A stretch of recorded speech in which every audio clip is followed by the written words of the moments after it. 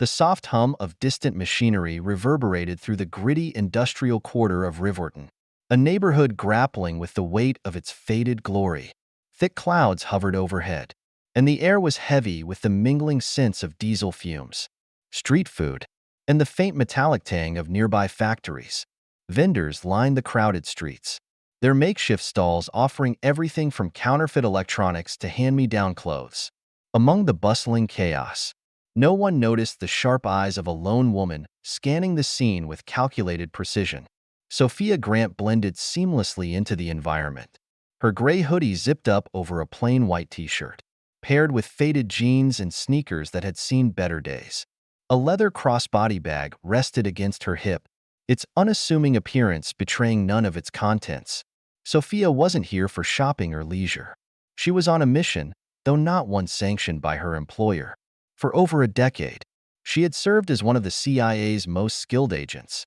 This wasn't her first time navigating a dangerous situation alone, but today's task had a personal edge. The message had been brief and cryptic. Dockside Market. Third row. 2 p.m. Watch for the red scarf. It was enough for Sophia to act.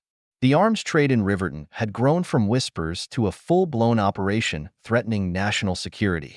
And while her superiors might have been content to wait for a more formal investigation, Sophia couldn't stand idly by.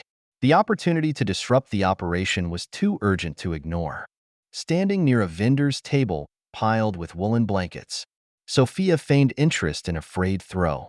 Her peripheral vision caught sight of a man matching the description, thin and wiry, his weathered face partially hidden beneath a frayed red scarf. He lingered near an alley, his darting eyes betraying his nerves. Sophia's fingers brushed the strap of her bag, where a concealed recording device and a small, encrypted drive rested. Her instincts told her to wait. Patience was her greatest ally in situations like these.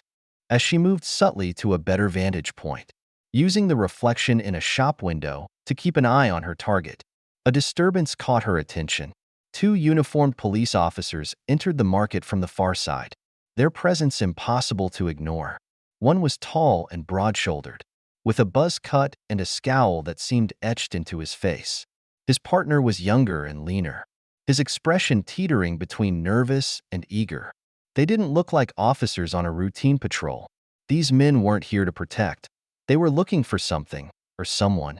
Sophia sighed internally as the taller officer, whose badge read Bradley, locked eyes with her through the window's reflection. His predatory gaze lingered too long, and she recognized the look immediately. It wasn't suspicion rooted in evidence. It was prejudice wrapped in authority. He nudged his partner, and the two began making their way toward her. Not now, Sophia thought. She couldn't afford this distraction. Her informant was already on edge, and any disruption could send him running. Bradley's boots hit the pavement with deliberate force as he approached. "Excuse me, ma'am," he said, his tone laced with faux politeness. "Mind telling me what you're doing here?" Sophia turned slowly, schooling her features into a mask of mild confusion. "Shopping," she replied evenly. "Is that a problem?" Bradley smirked, his hand resting a little too comfortably on his belt near the holster. "Funny, you don't look like you're from around here. This isn't exactly your kind of neighborhood, is it?" Sophia's fingers tightened on the blanket she was holding, but her expression remained neutral. "I didn't realize Riverton required residency permits," she said dryly. Bradley's smirk faded, replaced by a thin veneer of irritation. "Just seems odd, is all. Why don't you go ahead and open that bag for us?" Sophia met his gaze steadily, assessing her options. She knew men like Bradley thrived on intimidation and control, and any sign of resistance would only escalate the situation. But compliance wasn't her style either. "Why?" she asked, her tone measured. "Do you have probable cause?" Bradley's partner, whose badge read Carson, shifted uneasily behind him. "We've had reports of suspicious activity," Carson said, his voice lacking the conviction to match his words. "Suspicious activity," Sophia repeated, arching an eyebrow. "And what exactly looks suspicious about me?" Bradley's smirk returned, sharper now. "You tell me," he said. "Bag. Now." Sophia's patience snapped. She moved deliberately, unclasping her bag and holding it open just enough for Bradley to peer inside. He leaned closer, his expression souring when all he found were her wallet, phone, and a few receipts.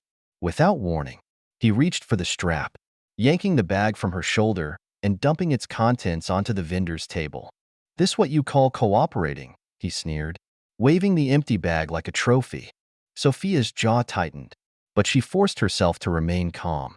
"You're out of line," she said firmly. Bradley's face darkened, his eyes narrowing. "Excuse me? You're harassing me without cause," Sophia said, her voice cutting through the tension. "And you know it." The crowd around them had grown, murmurs rippling as onlookers recorded the confrontation with their phones. Bradley, clearly agitated by the public attention, grabbed her arm roughly. "That's it. Hands behind your back." Before he could twist her arm, Sophia moved. Years of training kicked in as she spun out of his grip, her elbow connecting with his jaw in a controlled strike. Bradley stumbled back, clutching his face. As the crowd gasped, Carson froze, his wide eyes darting between his partner and Sophia, unsure whether to intervene.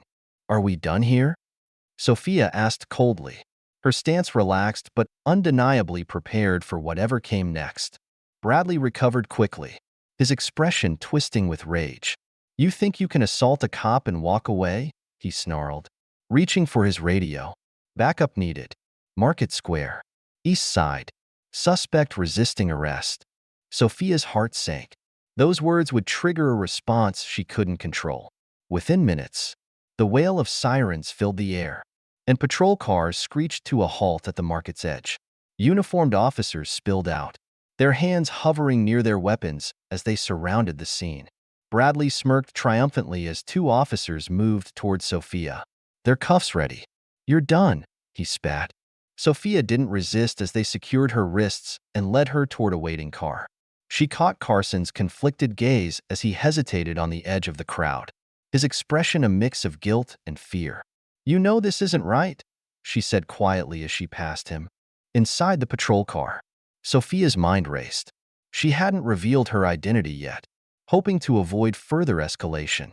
But now it was clear Bradley's ego wouldn't allow this to end without consequence. She needed to act, but carefully.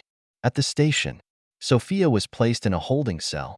Hours passed before the door finally opened. Bradley entered, his smug grin intact, flanked by Carson and a senior officer. "You've made a big mistake," Bradley taunted. "Let's see how tough you are when this goes on your record." Sophia stood slowly, her calm demeanor never wavering. "No," she said. "You've made the mistake." With deliberate precision, she reached into her waistband and pulled out her CIA credentials, holding them up for all to see. The room fell silent. Bradley's face paled as the weight of his actions hit him. "Agent Grant," Sophia said, her voice steady, "and you're about to face the consequences of your abuse of power." The door opened again, and two men in dark suits entered, their federal badges glinting under the fluorescent lights. "Officer Bradley," one of them said sharply, "you're under arrest for assaulting a federal agent, falsifying reports, and obstructing an investigation." Bradley's protests fell on deaf ears as the agents led him away. Carson remained frozen, his gaze fixed on the floor. Sophia turned to him, her expression softening slightly. "You can still do the right thing," she said. In the weeks that followed, the investigation into Bradley's misconduct exposed systemic issues within the department. Complaints long buried came to light, and officers once silenced began speaking out. Sophia's confrontation had been the catalyst for change, but she knew the fight was far from over. As she left Riverton, her mission complete, Sophia reflected on the events that had unfolded. She hadn't set out to be a symbol of resistance, but sometimes the most unexpected battles chose you, and when they did, you had to stand your ground, no matter the cost.